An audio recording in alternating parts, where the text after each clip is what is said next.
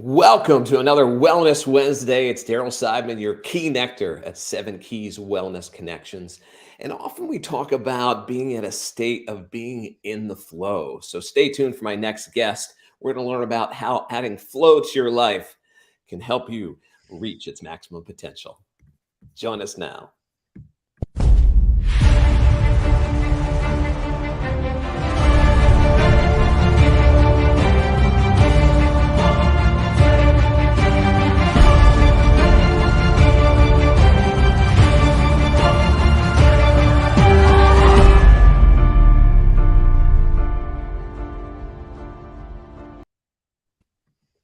Well, once again, welcome to Wellness Wednesday. I have a great guest today. It's Eric Bauberger. Eric's going to tell us a little bit about his journey, his mission, his vision, all the great things we need to know. As you know, on Wellness Wednesdays, we interview a health and wellness practitioner to learn a little bit about who they are, what they do, why they do it better than anybody else, but also how they can help other clients and what an ideal client is for them. So, Eric, welcome to the show. And I think we connected through, I was going through and looking at local events, and you have an event coming up. We'll definitely talk about that as well.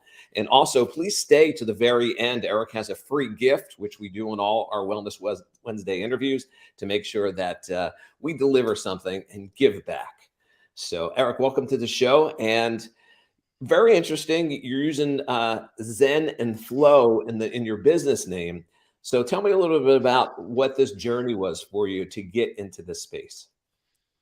Yes, thank you for having me. And I first want to say I love that intro. That was awesome. It really it really brought me into a good energy coming in. And yes, I love that you noticed the word Zen and flow and ease and flow. And my journey starts off as someone that came from being very naturally capable and in their own flow, and then slowly losing that flow as anxiety took over and losing that state of naturalness as ideas and concepts of what it meant to be masculine or what it meant to be successful really took the forefront of my attention. So I always felt very physically capable, but as an athlete in high school, I had a lot of performance anxiety. I had a lot of stage fright, and I never performed to the best of my potential until the very end of my career, in which I had a perception shift. That was really the only thing that changed. All the while, I was also a musician, and I didn't start to perform until after high school. And while I thought I conquered the performance anxiety, it re-blossomed in this new type of performance, which was expressing myself through original music. Which and that stage fright was a lot worse than competing. So having my own journey of really being not only stifled in my own performance and my own ability to express or to flow naturally with myself, um, the anxiety really started to take a physical toll on me too. I started to notice that there was trembling in my muscles, you know, not just like major muscle groups, but even like my fine motors. I was noticing like a just a shakiness, and that was strange to me because I had always been exercising. I had always been somewhat strong and well balanced. So the anxiety really started to take over my body. My hair started to fall out. My body was really letting me know that something wasn't right. And one thing after another, I got introduced to meditation. I started to work in the physical therapy realm because of my personal experience as an athlete. I slowly realized that the mind is an important part of healing, Yes, it and is. I shifted from physical therapy to strengthening and conditioning coaching, thinking I could promote mindset more so. And then, kind of long story short, I found the limitations of that. And while I went on my own, personal spiritual journey, reading different books, coming across different teachers, I realized that I want to guide people in a different way, and that I want to learn the art of coaching. And Definitely important. Definitely an opportunity to, I guess, give back to others, utilizing your own experiences and implementing those into your practice. So, when we talk about your journey, we also like to talk about your mission. So it's not only about helping yourself, but also the ability to help others. So the screen froze a little bit. Could you hear me okay?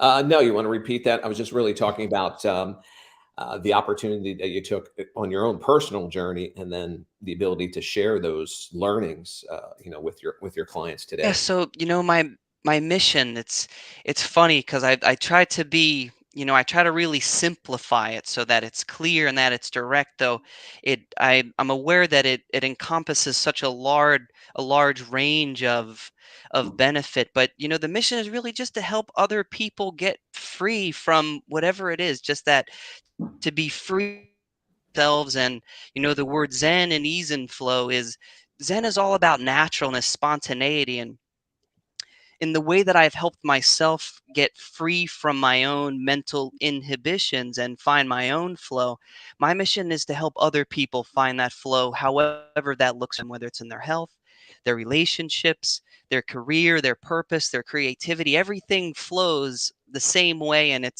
just expresses itself in different ways. So freedom and flow to simplify. Freedom and flow. So your business is called Zen Flow, which is very interesting. So definitely wanted to kind of share a little bit about that as well. Holistic well-being coaching. And of course, I like that motivational entertainment. Is that because you're also a singer-songwriter? Yes, yes. So that was always a very separate part of health side. And I found that through this life coaching modality and in the form of workshops, it became the perfect medium for me to bring in my original music and to really express some of the teachings that I have and the lessons that I've learned along the way. So once again, I connected with you because I saw that you have an event coming up. And when we talk about supporting the community, don't forget 7keys.com is our website where we highlight holistic and wellness practitioners. But in the local community, in this environment where people actually are coming out, they're looking to improve themselves not only personally. There's this whole transformation in consciousness. You're holding a very special event coming up, so tell me a little bit about that. Yeah, so this event will be at VMT Rehab and Performance in Medford, which is, and it's not your ordinary physical therapy clinic. There's a real emphasis on not just working with athletes, but getting everyone to an athletic functionality. And that's within all of our capacity to be to some degree athletic, whatever that means for you, but to be most functional. And the workshop I'll be hosting there, I've kind of been gearing towards performance in regards to flow. But this idea of flow goes so much deeper than that. If we could be in flow, not only could we perform to the best of our potential, but we're more productive. One study even shows that we could be 500 up to 500% more productive when in a state of flow compared to our non-flow counterpart. And like I said before, creativity, fulfillment, all these things are attainable and could be expressed through flow. So I'm going to break down the science a little bit, what's Okay. going on in the brain chemically, what's going on with our brain waves, what it allows us to do, and then I kind of give a four-pillar approach to accessing flow, not only more deliberately but on a regular basis. We can be in flow not 100% of the time, but through most of what we do, and I want to provide that awareness for people. Fantastic. And is this through meditation? What is the technique that you're using? Is it give us a little bit of insight into that so it might have some additional interest for people that want to attend? Oh, yeah, absolutely. Yeah, so, I'll very simply just state what the four pillars are. So the first pillar is intention slash attention. So I'm going to go over how to form powerful intentions that are rooted in purpose and how to develop your ability to not only give your attention to the appropriate things, but to at maintaining attention or building our focus. And that is, yes, through meditation. That's one of the aspects. The next pillar is balancing opposites, and it's all about finding and harmony in everything that we do. So, and I know that you're aware of that work and play in your seven keys, and that's what I talk about as well. Finding a balance between our work, between our play, between our doing, our being, our effort, our non-effort. There's always this balancing of seemingly opposite things that could be very harmonious when we have enough awareness. The third pillar is releasing resistance. So I give a become aware of resistance in the mind and the emotions and behaviors and how to release it. And then Okay. the fourth pillar being about entering the current. So how do we get into the flow? And it's that access point is the present moment. And yeah, I'll go deeper into that obviously, but yeah, very, to me, it's a very simple approach, and we've heard of all these things before, but I'm hoping that I could put it together in such a way that it really seems easy and fluid and accessible. In the flow, of course. So the location is It's MVMT, as in like movement, MVMT Rehab and Performance okay. in Medford, New Jersey, and that'll be at 1 p.m.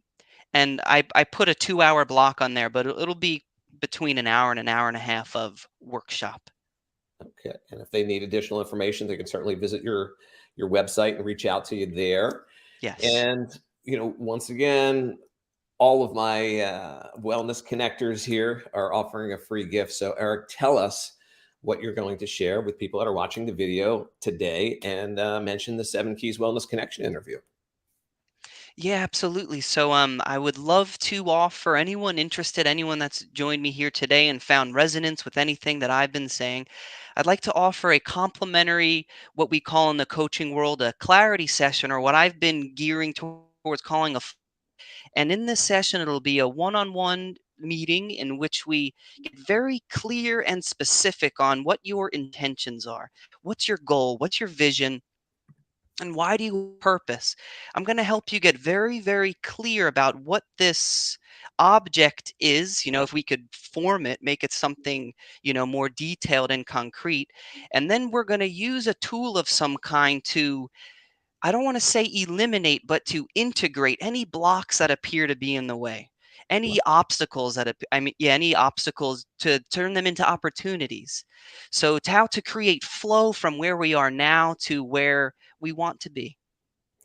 Excellent. I think that everyone is looking to get into a space where we can eliminate those obstacles. I love obstacles into opportunities.